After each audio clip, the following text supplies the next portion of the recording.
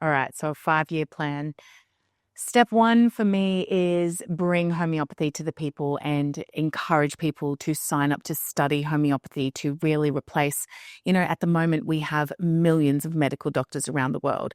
We need tens of thousands of homeopaths coming through, getting ready to sort of take the weight in their community and look after the chronic diseases that have got so many people in hospital. So step one, share homeopathy with the world, raise up this new generation of, physicians.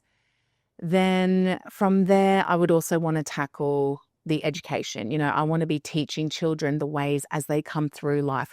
I don't want to just always be having people who are so sick and so out of balance coming. If we can really catch children, as they're born, really the way I see it, every birth, the mother should be given a homeopathic first aid kit and taught how to use it. That should be really the midwife's job, and really holding the mother through that.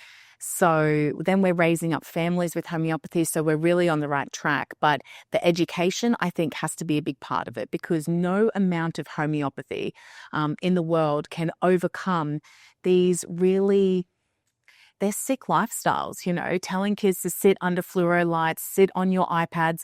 Now, if you walk into an Australian school, by the time the kids are like 6, 7, they're doing work on iPads, and a lot of it, some of them only have a few lessons a week where they aren't on an iPad. This isn't what it is to be human and to be engaged with the world. It's just not what we can offer them. So we start with homeopathy.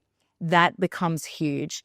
Then we start with education, and these ripple effects are just flowing out around the world.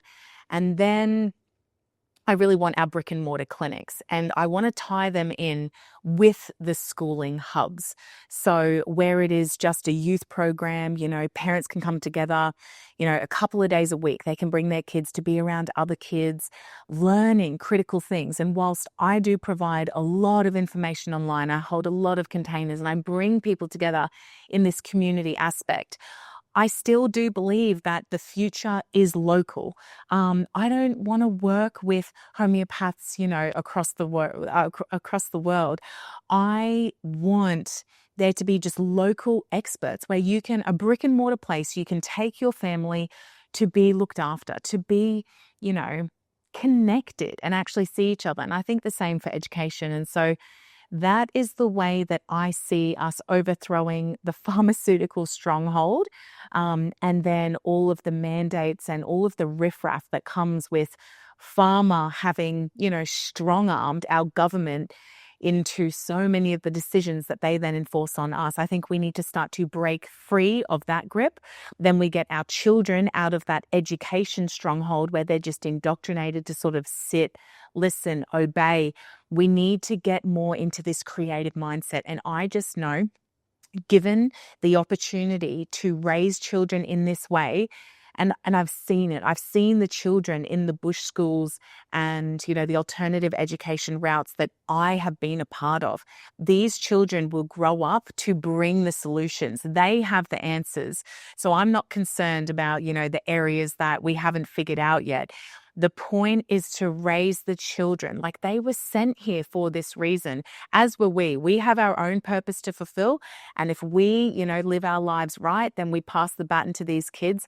They will get this world really back on track. You go online these days, it's just, I don't even have the words to describe it. It's not an environment I want to be a part of. My only inclination to even be online is to try and shine a light in there and try and bring people sort of out of that mindset.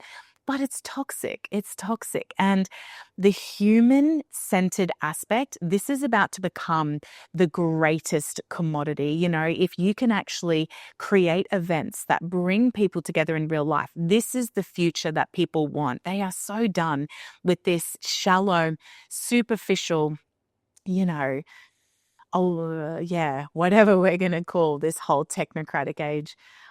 So people want freedom, they want peace, and I think we can bring that back in. So once we really nail homeopathy, our healing centers around the world, I imagine it the way that we see the Red Cross and the salvos, around. There's like one in every suburb. You can go and drop off your goods, for the op shop, or you can go in for some prayer and some help. They hold all these youth groups. I just see Remedy Revival echoing that.